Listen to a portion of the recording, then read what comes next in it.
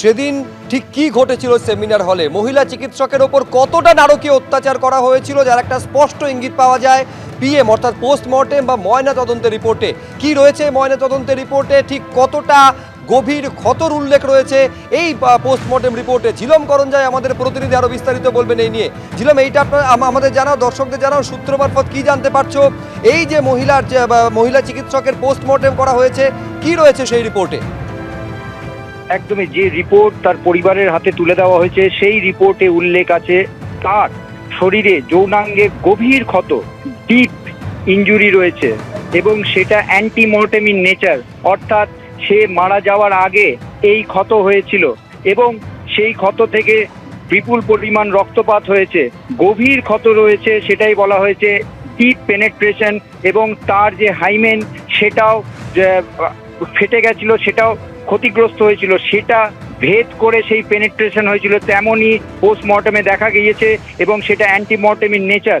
এবং এই যে গভীর ক্ষত, সেখান থেকে যে দেহরস সংগ্রহ করা হয়েছে, হোয়াইট ফ্লুইড 151 গ্রাম হোয়াইট ফ্লুইড সংগ্রহ করা হয়েছে। 151 এই হোয়াইট ফ্লুইডের মধ্যে সিমেন্ট থাকতে পারে, দেহরস থাকতে পারে, সেইগুলো সংগ্রহ করে স্টেট ফরেন্সিক সায়েন্স ল্যাবে পাঠানো হয়েছে।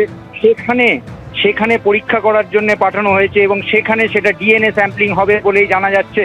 এবং এটাও জানা যাচ্ছে তার শরীরে যে আঘাতের চিহ্ন বিভিন্ন অঙ্গে আছে, তার মধ্যে পায়ে তার হাড় ভাঙার চিহ্ন রয়েছে এবং একই সঙ্গে তার শরীরের বিভিন্ন অংশেও, ওপরের অংশেও তার যে বুকে সেখানেও আঘাত রয়েছে এবং সেই আঘাতের জন্য তাকে আঁচড়ানো হয়েছে এরকম, বা সে আঁচড়েছে, সেই সবগুলোর জন্য সেখান থেকেও নমুনা সংগ্রহ করা হয়েছে, সেইগুলো ডিএনএ প্রোফাইলিং হবে। তাকে স্মদারিং অ্যান্ড স্ট্র্যাঙ্গুলেট করা হয়েছে, স্মদারিং অর্থাৎ দম বন্ধ করা হয়েছে এবং সেই দম বন্ধ কোনোভাবে প্লাস্টিক জাতীয় কিছু দিয়ে বন্ধ করা হতে পারে বা বালিশ দিয়ে দম বন্ধ করা হতে পারে।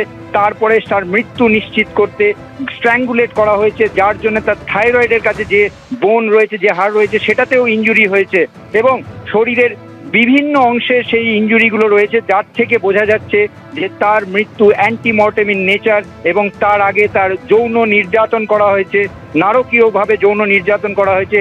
এবং এই যে ডিএনএ স্যাম্পলিং, সেই ডিএনএ স্যাম্পলিংগুলোর জন্য স্টেট ফরেন্সিক সায়েন্স ল্যাবে নমুনাগুলো পাঠানো হয়েছে।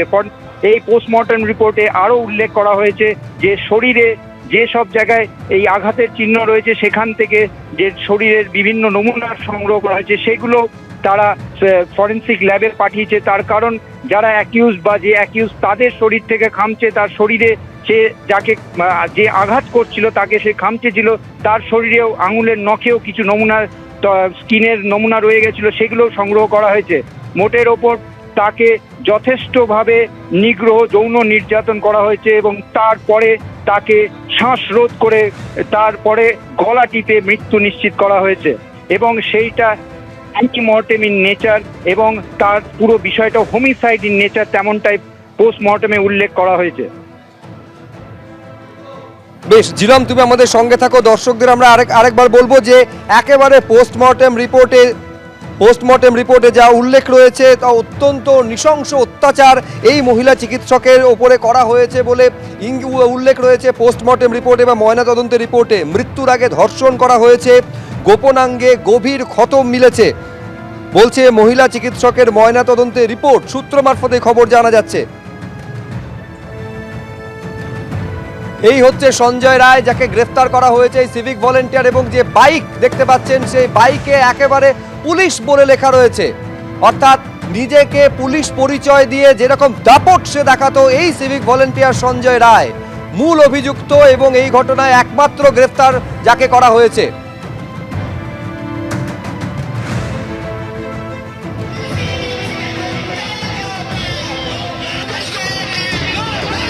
প্রথম দিন যখন ঘটনা সামনে আসে সেদিনও ডগ স্কোয়াডকে নিয়ে যাওয়া হয়েছিল, অর্থাৎ স্নিফার ডগ নিয়ে যাওয়া হয়েছিল। আজকে ফের কলকাতা পুলিশের তরফে স্নিফার ডগ নিয়ে যাওয়া হয়েছে, অর্থাৎ তদন্ত চলছে।